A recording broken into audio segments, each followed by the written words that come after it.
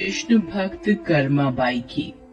सन 1615 में राजस्थान के नागौर जिले के कालवा गांव में जीवन राम डूडी नाम के एक जाट किसान की खुशी का ठिकाना नहीं रहा जब उनके घर एक कन्या ने जन्म लिया। मेरी कर्मा, मेरी बेटी, आज से मैं तुझे कर्माबाई कहकर बुलाऊंगा। जीवन राम भगवान कृष्ण के परम भक्त थे। उनके घर में भगवान कृष्ण का एक मंदिर था।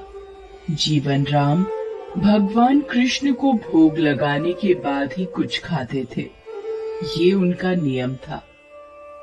कर्माबाई जब थोड़ी बड़ी हुई तो एक दिन, पिताजी, आप हमेशा भगवान कृष्ण को भोजन खिलाने के बाद ही भोजन करते हो। हाँ बेटी कर्मा, जब भगवान कृष्ण भोजन ग्रहण कर लेते हैं, उसके पश्चात ही मैं भोजन करता हूँ। पिता से ये सब देखते सीखते कर्माबाई का बचपन बीत रहा था। कुछ वर्षों बाद एक दिन, बेटी कर्मा, मैं कुछ दिनों के लिए तीर्थ यात्रा पर जा रहा हूँ। जी पिताजी, बताइए क्या आज्ञा है। बेटी कर्मा, मेरे पीछे से भगवान कृष्ण की विधि से पूजा करके उन्हें भोग लगाकर भोजन ग्रहण करना। मैं तुम्हें उनकी पूजा विधि बता देता हूँ और घर का भी ध्यान रखना, ठीक है? ठीक है पिताजी, मैं भगवान कृष्ण को भोग लगाकर ही भोजन किया करूंगी। आप निश्चिंत होकर जाइए। जीवन राम कर्माबाई को भगवान कृष्ण की पूजा और घर की देखभाल का कार्य सौंपकर तीर्थ यात्रा पर चले गए। अगले दिन, भगवान कृष्ण को भोग लगाना है, जल्दी से खिचड़ी बना लेती हूँ। हाँ, ये रहा देसी घी और गुड़। लो, तैयार हो गई आपकी खिचड़ी की थाली। मैं ये रख रही हूँ, आपको जब भी भूख लगे आप खा लेना। मैं तब तक घर के काम निपटा लूं।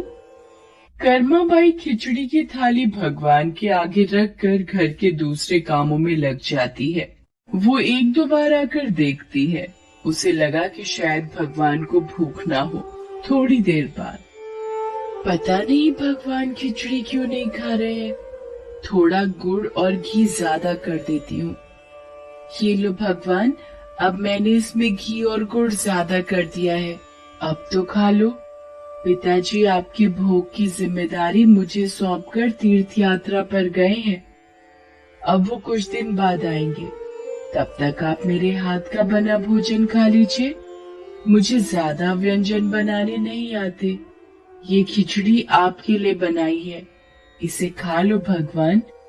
मैं आपसे विनती करती हूँ, ये खिचड़ी खा लो, वरना जब तक आप भोजन नहीं करोगे मैं भी तब तक भूखी रहूंगी। देख लो फिर। कर्माबाई भगवान कृष्ण से नाराज होकर भूखी प्यासी उनके सामने ही बैठी रही। दोपहर से शाम बीत गई। कर्माबाई भगवान के समक्ष भूखी बैठी रही। भगवान कृष्ण ने जब देखा कि कर्माबाई जिद पर अड़ी है, मूर्ति में से आवाज आई, कर्माबाई, कर्माबाई, तुमने पर्दा तो किया ही नहीं। पर्दा करो, तभी मैं भोजन करूंगा। अरे हाँ प्रभु, रुकिए, मैं अभी अपनी चुनरी का पर्दा करती हूँ। आप आराम से खिचड़ी खाओ। आप मुझे पहले बता देते, इतनी सी बात के लिए पूरा दिन खुद भी भूखे रहे और मुझे भी भूखा रखा। थोड़ी देर में देखते ही देखते पूरी थाली खाली हो गई। भगवान कृष्ण के भोग लेने के बाद ही कर्माबाई ने भोजन किया। अब तो नित्य नियम से कर्माबाई सबसे पहले उठकर भगवान के लिए भोग बनाती और पर्दा करके भगवान के समक्ष बैठ जाती। थोड़ी देर बाद पूरी थाली खाली हो जाती थी। मुझे लगता है प्रभु को सुबह जल्दी भूख लगाती है। कल से सबसे पहले भोग ही बनाऊंगी, उसके बाद स्नान वगैरह और घर के काम बाद में ही किया करूंगी।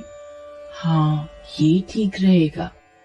अब तो कर्मा की बनाई खिचड़ी भगवान कृष्ण बड़े चाव से खाते थे और पूरी थाली खाली हो जाती थी। एक दिन कर्मा के पिता तीर्थ यात्रा से वापस आते हैं। कर्मा बिटिया, कैसी है तू? पिताजी, मैं अच्छी हूँ।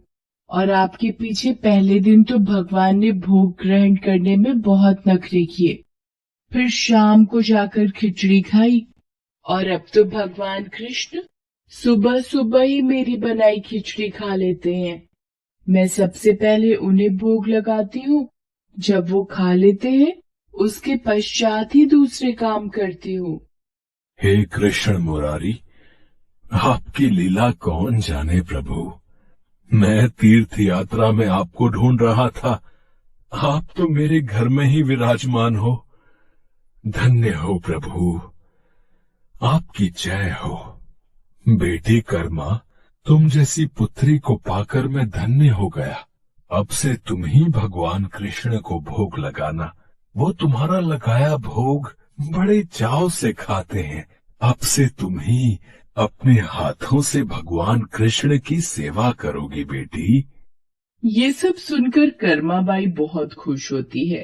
अब तो कर्माबाई नियम पूर्वक जल्दी उठकर भगवान को भोग लगाती और बाद में सारे काम करती।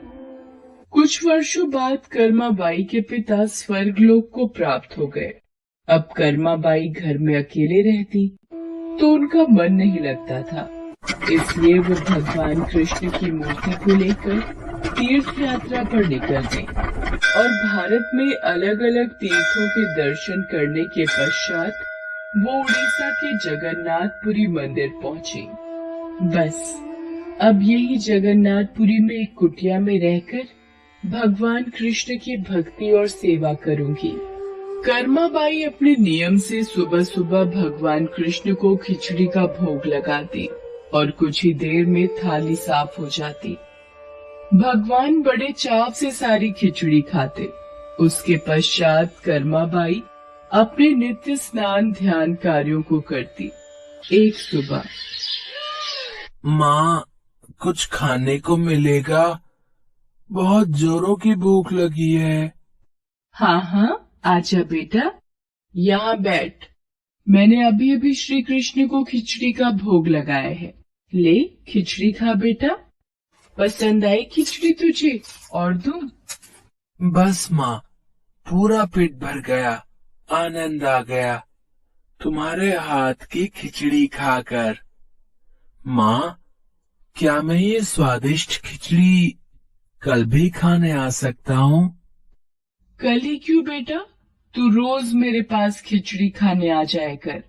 कर्माबाई की कुटिया में उस बालक के रूप में स्वयं भगवान जगन्नाथ खिचड़ी खाने पधारे थे और अब रोजाना कर्माबाई जब भगवान कृष्ण को खिचड़ी का भोग लगाती, थोड़ी देर बाद वो बालक भी खिचड़ी खाने आ जाता। एक दिन कर्माबाई, भगवान को बिना स्नान किए भोग लगाना अच्छी बात नहीं।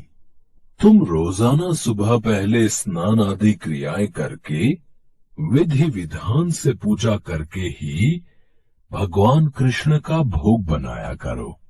ठीक है बाबा, अब मैं स्नान करके ही प्रभु का भोग बनाया करूंगी। साधु की बात मानकर कर्माबाई अगले दिन से स्नान करके पूजा के पश्चात भोग तैयार करती। इस कार्य में उन्हें बहुत देर हो जाती थी, पर वो बालक तो अपने समय पर ही खिचड़ी खाने आ जाता था। माँ, खिचड़ी दो ना, जल्दी दो, मुझे बहुत भूख लगी है माँ। थोड़ी देर रुक बेटा, अभी देती हूँ। अब तो बालक रूपी भगवान जगन्नाथ जल्दी जल्दी खिचड़ी खाकर बिना हाथ मुंह साफ किए भाग जाते थे। उन्हीं दिनों मंदिर के पुजारी जो काफी समय से मंदिर में सेवा कर रहे थे, ये जगन्नाथ भगवान के मुख पर खिचड़ी कैसे?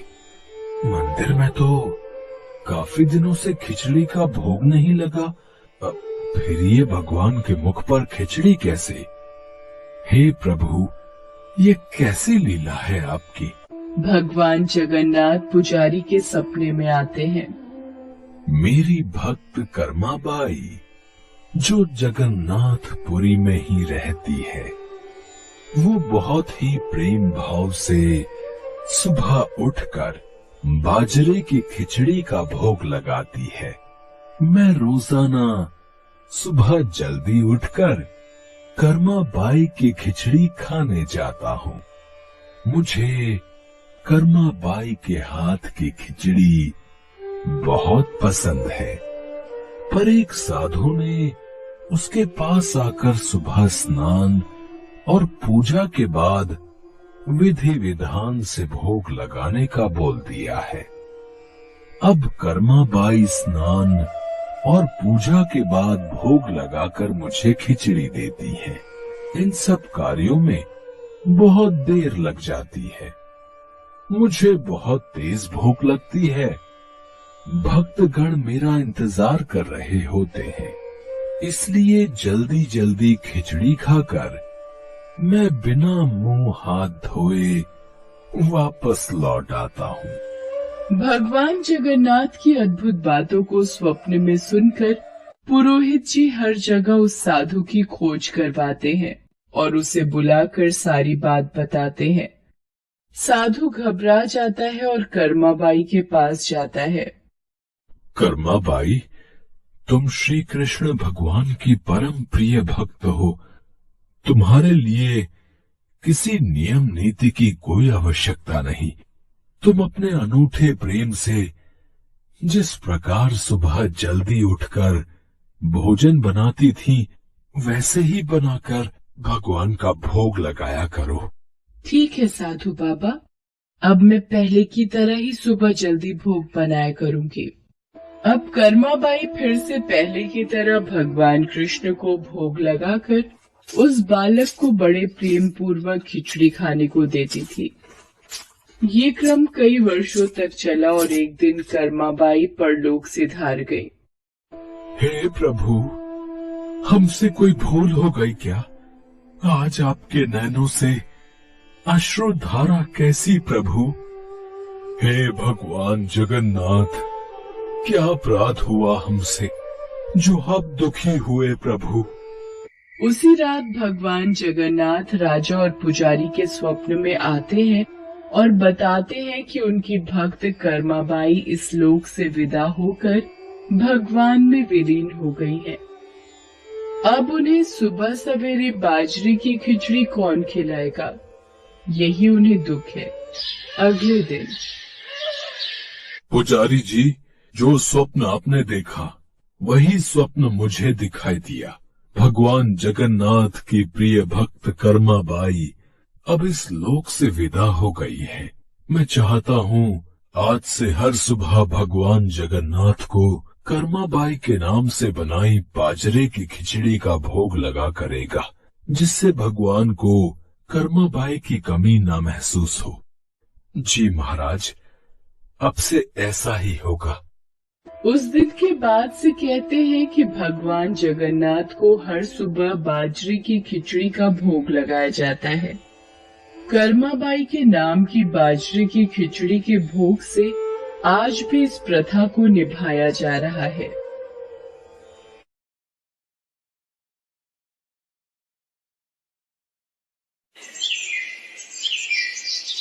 ये कहानी है भगवान विष्णु जी की परम भक्त पोपाबाई की।